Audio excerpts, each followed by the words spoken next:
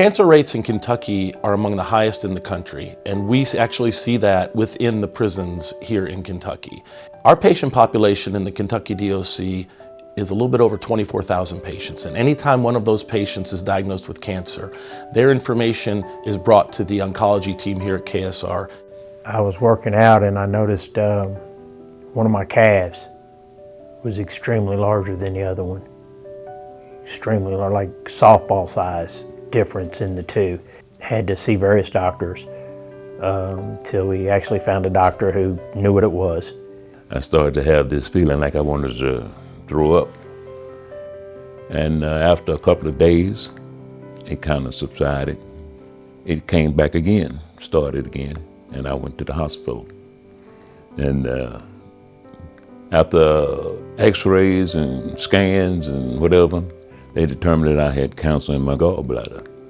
Mr. Dixon came to us last fall, and this old man just walked in, and he was quiet, didn't really speak to anybody, was a little nervous on, should I let these people touch me? And we just hit it off right away. About a month had passed, I went back to see the doctor. He said that my biopsy had to be sent off to Harvard University Medical Center to ensure that they were positive of what they were looking at. And he told me I did have cancer. Bad cancer. His biggest thing is he felt like people were keeping things from him, because one day he's fine and the next day he has cancer. So that was the biggest thing, is I don't feel I can trust the healthcare providers. Are they really looking out for me? Or if something happens to me, will I just be one less person they have to take care of? If you trust me and we go through this journey together, I will tell you everything you need to know. And I'm like, I assure you in this program, you will get the best care. Well, they pretty much took care of everything.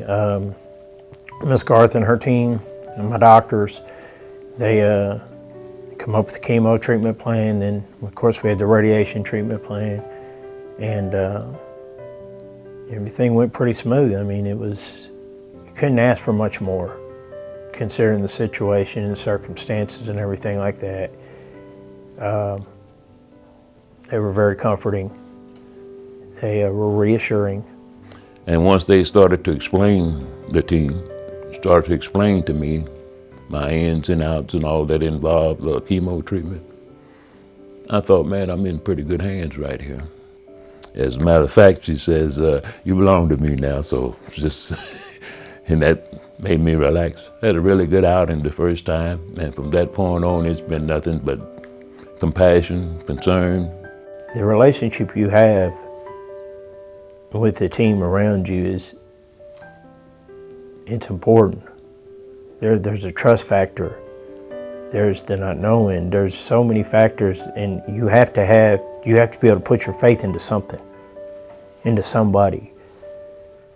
Being an oncology nurse, it's just a different connection with your patients. You have not quite as many that you interact with, and you get more on a personal level with them. You're able to actually sit and communicate and learn their life stories and learn how they got here and how they're feeling. And these guys trust us more than probably they trust most.